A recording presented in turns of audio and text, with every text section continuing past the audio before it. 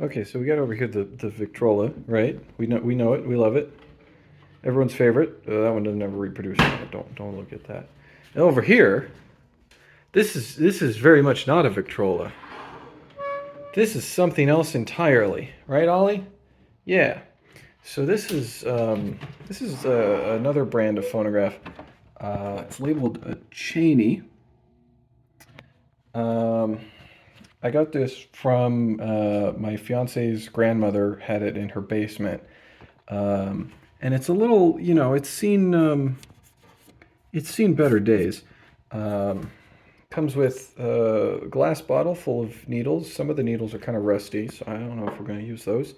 Comes with a little scrap of wood. Very good, very important. I think this might have come off the lid. It comes with pieces of masking tape. I'm going to get those off in a second. It comes with, I mean, it's got the reproducer. The reproducer is kind of funky looking. And the arm itself is kind of funky looking. This looks like it telescopes. It doesn't. That's just the shape of it. I can't imagine having all these harsh angles is going to do a lot of good things to your sound, but you know, it is what it is. Now, I also noticed as I was moving this back and forth, there's a little arm underneath the tone arm. This guy right here, which on something like your Victrola, when you have that an arm present or something underneath there, that's used for the brake. And you get to a certain point, and the brake engages because it bonks that.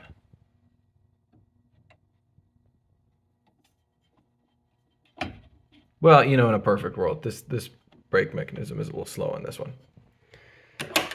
So my thinking is maybe there's supposed to be like some braking mechanism under the platter. I don't know. I'm gonna lift it up and have a look. Yeah, so a couple seconds ago I said that there might be some kind of brake mechanism under the platter. And then I realized that that wasn't a very smart thing for me to say because I forgot that this has an electric motor in it. The old mechanical motor that you would expect to find in this thing has actually been swapped out, and you can see a little power switch has been placed in it. And the spot where the crank would go on the side, like on this Victrola, has actually been patched over with just a little piece of metal. So, yeah, I mean, maybe at some point there was a brake mechanism there, but you know, no more, no longer. It doesn't exist anymore.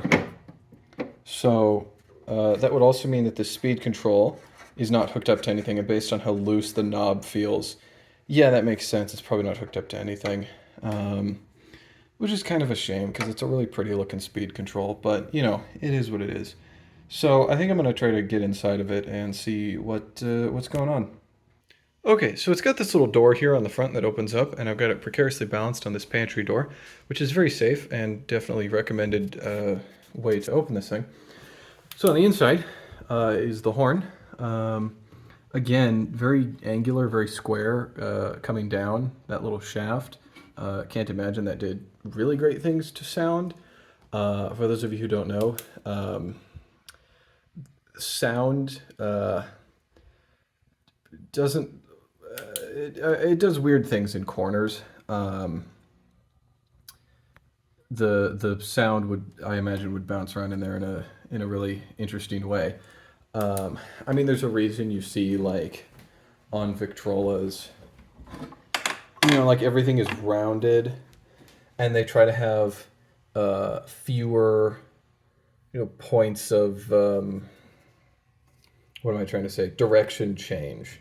So it's rounded, and then it sort of keeps going into there. I mean, that little right angle there is still not ideal. I mean, it's kind of like, this is, you try this experiment at home, kids. Is it easier for me to hear you? Like if you're standing way over there, would it be easier for Ollie, who's right there, to hear me if I'm standing like this, or if I walk behind this wall and talk to him? Well, it's easier to, if I'm standing right in front of him.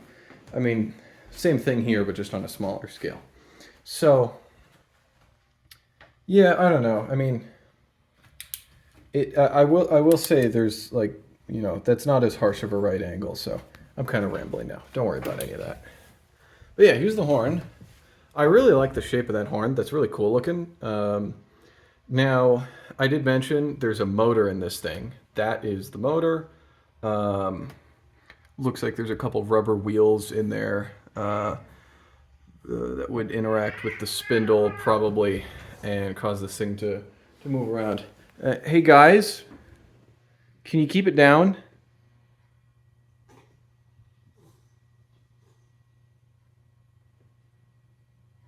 Okay, thank you. Hey, be nice. Anyway, yeah, okay. Guys, so it's got on either side here. There's these springs sort of going back and forth. You can see it's sort of tucked behind the motor there. So that actually interacts with these guys, which allows you to, it holds the lid open, and it gives this really nice fluid motion. It's a little squeaky, probably lubricate some of the moving parts, but it gives this really nice fluid motion.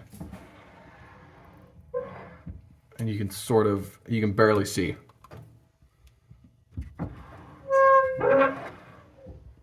It just kind of pulls and pushes on the springs gently. There's, sir?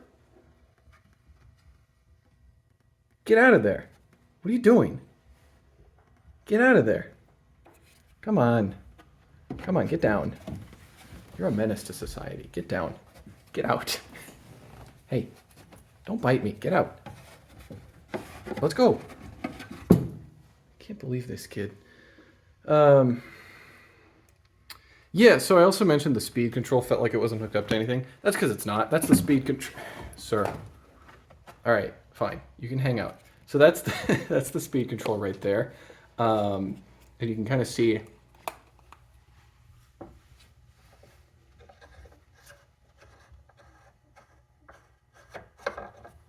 Yeah, it is indeed not hooked up to anything. Yeah, you like that, Ollie? I think that's cool. I would be really interested to see, how that's supposed to work. How that little turning metal piece interacts with the motor proper. I'd be really interested to find that out. The power cord for the whole thing is tucked in there. Some of the wiring is a little looking, but I mean, I don't know. It might be okay. Then, of course, down here is all your record storage. Little vertical space over there and all these little horizontal spaces. I mean, it looks like... also, it's on wheels, which is neat. Watch your feet. I mean, it looks like a really beautiful machine that just needs a little tender loving care. So I think I've got this stuff to clean old antique furniture. I think I'm gonna go grab that out of the garage and then see if I can clean this up a little and see what it looks like after that. Yeah, so I'm in the process of cleaning the wood on this thing. Look at this. That is nice. That's before, after. I use this stuff that I got at a local antique mall. It is pretty good. I guess I don't actually know what it is, but it's it's flammable. Okay, good to know.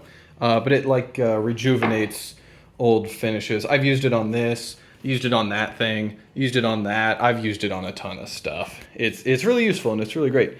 But yeah, I'm in the process of cleaning, so back at it. All right, so I got this bad boy pulled away from the wall a little bit. Little piece of wood that came out does indeed go on the top. I'll probably glue that on in a second. But even better than that, on the back, little patent plaque, and it's not actually wet. It just looks wet because the wood cleaning stuff I'm putting on it. And my camera's not going to focus because that would be too easy. Oh, there it goes. Patented 1916. So, yeah, stuff like this was coming out around the same time that Victrolas were coming out. I think Victor jumped on it a little sooner. than other companies did. But I mean, this is basically like another company taking a crack at it. Um, I'm I'm more of a fan of Victrolas. I think they're just put together a little better. But it is still cool to see, like, ah, hey, another company took a crack at it. Here's what they ended up with. So, ta-da. Okay, so I cleaned it up to the best of my ability. Still got to glue that bit on the top of it. And against my better judgment, I plugged it in and turned it on to see if it would work. And it didn't, which is, not really surprising at all. I mean, something's probably just not hooked up correctly, or I don't know, maybe the motor crapped out or something. I mean, I heard like no noise. Like this thing is dead. Like he's not moving. But anyway, yeah, that's the Cheney. It doesn't work, and also is bad.